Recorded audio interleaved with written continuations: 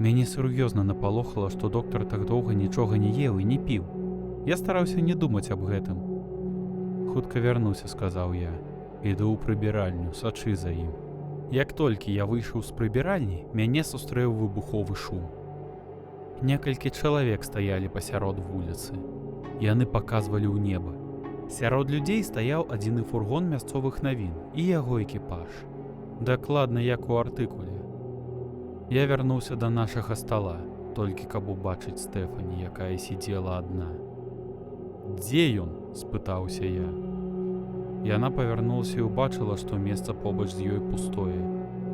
Я кінуўся грошы з майго гаманца на стол і выскачыў за дзверы.